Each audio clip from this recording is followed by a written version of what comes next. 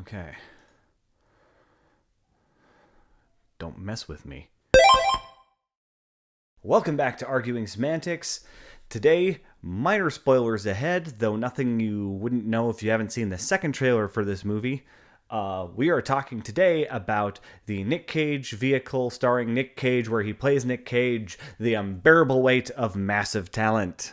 The Unbearable Weight of Massive Talent follows Nicolas Cage, the actor, playing himself, who finds his career on the rocks, his relationship with his ex-wife and daughter crumbling, and in massive debt.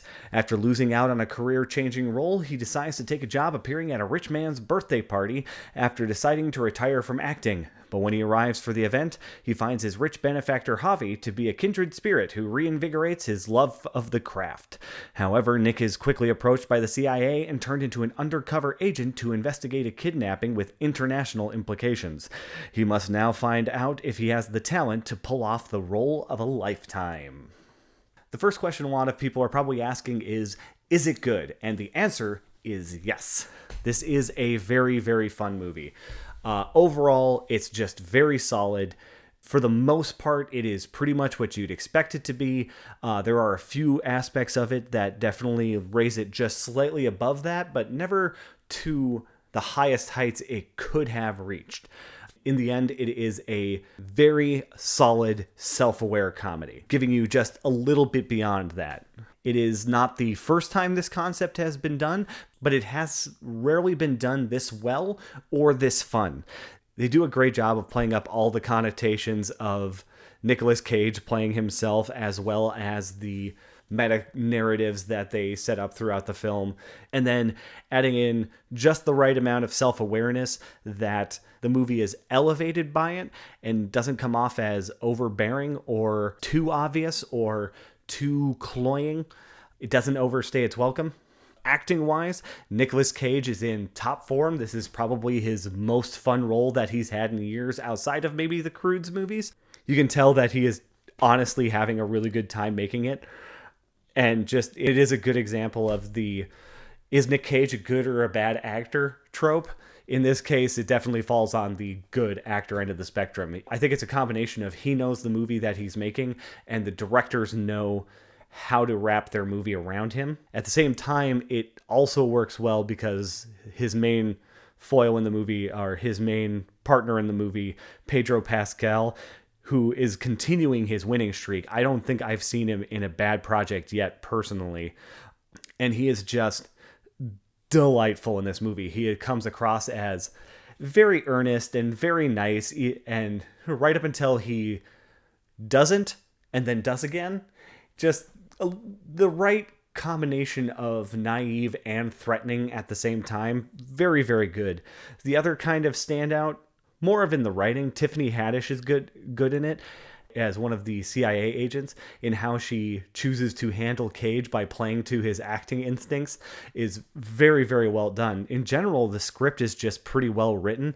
It does a good job of playing off of and feeding into all those jokes about acting and the meme that is Nick Cage, as well as just telling a generally solid story, while having a lot of just excellent lines and writing that gives each character just the right amount of work to do to keep the plot going. The rest of the cast is also well-rounded, and each bring what they need to the movie. Each character kind of gets their moment in one way or another, but Pedro Pascal and Nick Cage, they are the anchor of the movie, and they play it very, very well. There's a lot of fun physical comedy in the movie. If you've seen any of the trailers, you get an idea. Everyone just seems to be having fun. The cinematography was very solid. There are very few really standout shots. It's just very, very competent. Every shot does exactly what it needs to do. Outside of some of the action sequences felt a little underwhelming, but overall, from a visual standpoint, just very easy to watch. Very good. It rarely makes any big flourishes that are like, whoa, but you always seem to be getting the information that you need from the shot. There are only a couple of small wonky shots that you're probably barely going to remember. As I said before, the script is overall really well written, tying the script to Cage's real life struggles with marriage and his money problems also works really well, and it gives the movie the anchoring it needs when it gets a little bit more ridiculous than it should be. It kind of anchors it and brings it back to reality, and that's part of what makes it work, as well as it makes fun of its own structure throughout. They have a framing device that they use that in any other movie would be obvious. It does a good job of making fun of itself and the process of screenwriting, but because of the characters and the Nick Cage of it all, it ends up working really, really well. They picked the right actor to be just naturally elevated so the script doesn't feel too ridiculous. And a lot of the script is really carried by the fact that both Pedro Pascal and Nick Cage are completely committing to the bit in a way that really make the jokes work, where in any other context they'd feel like they were trying too hard. And then in general, it doesn't take itself too seriously. In many ways, speaking of other Nicolas Cage movies, this is really the movie adaptation, but built for general audiences. And they do kind of state that along the way without being directly connected to that particular movie. Although that being said, one of the things that is really nice about this movie is the fact that they really reference a wide variety of Nicolas Cage's career. Many times when they do a movie that's self-aware like this, they pick 3 to 4 movies and then just reference them over and over again when they're choosing to do a movie about a particular actor or a self-aware about a particular actor. And this really picks and chooses from his whole career. Many of his most famous roles like Face Off or Con Air are referenced the most, but they even go into deep cuts like Captain Corelli's Mandolin and movies like that, where your average person might not even know what they are, especially if they're born after a certain year. You can tell throughout it that the script manages to not take itself too seriously while also still showing love for both movies and for Nick Cage. Like just how they bring in all these different references and play up these two characters who are just love movies and love acting and love Nick Cage, even Nick Cage loving Nick Cage. As I said, overall, just a lot of fun. It manages to elevate its subjects while never showing them too reverent. The movie also focused a lot on his relationship with his daughter and his wife that was handled very, very well.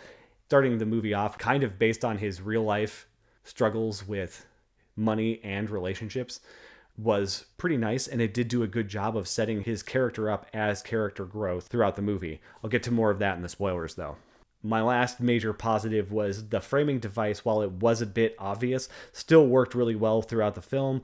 Part of it is just because it was well written and well performed. As for negatives, the movie really only works because it's Nick Cage. If it were any other actor, I don't think it would function. You need an actor who has that memeability to really make this type of a subject work as well as it does here. Being a movie about an actor and his career, there are a lot of jokes about movies and the acting world that much of the audience might not get if they're not deeply involved or passionate about the process of movie making, but they're pretty rare. And most of the time you'll at least get the gist of it, even if you don't understand the specific references being made. As I said before, the action sequences were fun, but they were a bit underwhelming. It was pretty clear they were shot on a comedy budget and not on an action movie budget, but they get the job done for what they need to do. Once again, it's more about the character work and more about the jokes than it is about what's actually happening in the action sequence. I personally had hoped the plot would have focused more on Nicolas Cage's struggles and focused more on being a movie about movies in this case, but the fact that they pull in this other storyline that I mentioned briefly in the description still totally works. They still have a lot of fun with it. They tie it in well, and they still manage to make it still be a statement on Nicolas Cage's career and movies in general. I just would have liked a little bit more on the other side and focusing more on that. There are also many moments where Nick Cage is having a conversation with his own younger self, who's even more over the top. And overall, I personally found them to be very, very fun, but they do kind of come out of nowhere. And the makeup work and the de-aging work that they do really feels a bit uncanny valley. It's really right on the edge. But like I said, I think it worked, but might turn off some people. The ending is kind of a left turn It makes sense with the story and what they were trying to do with it, but it leaves a lot of stuff dangling. There are quite a few dangling threads at the end, and the plot got even just a little bit too unbelievable at times and made the Nick Cage of it all feel weird, like the fact that this is an actor playing an actual actor, but some of these more unbelievable things happening took me out of it just a little bit. But as long as you kind of just focus on what's happening and not worry about some of the implications of what's happening, you'll be fine. A lot of fun. That being said, though, now I'm going to get into spoiler territory, so skip ahead to there, and I'll do a wrap up with you later. As I said before, the opening setup was suitably dark, seeing the aftermath of his money problems, as well as, when he misses out on the role and he gets drunk at his own daughter's birthday and keeps trying to reach out to her and connect again, despite failing at every turn because he's focusing so much on him. Later in the movie, when his wife and daughter are brought to the island in order to work through their issues by Javi without his permission, did work really well and made a great arc for his character growth, where he needed to focus less on himself and his own wants and needs and more on the wants and needs of his family, which culminated at the end of the movie with him choosing not to do press for a movie, but instead go home and just hang out with his family. The framing device I was referring to earlier is that throughout the movie, Nicolas Cage and Javi are writing a script for a movie together. Initially, this is used as an excuse for Nick Cage to stick around and do more investigating, but throughout the movie, it becomes a great vehicle for them to comment on the movie that they're making itself. This might have come off as too obvious or silly if it weren't for the fact that everybody kind of played into this idea of the script writing and setting up a series of Chekhov's guns through that. Even the CIA getting involved in the script writing by challenging him to work aspects of the kidnapping into the story just made for some really great moments. I also like the fact that even though you're explicitly told near the beginning of the movie that Javi is the head of this crime family, it always feels a little bit off. There are some reveals that come with that. In general, the reveals in this movie are pretty obvious, but all of them work well because it's not about the plot per se as much as it is a character piece and really watching these characters play off of each other.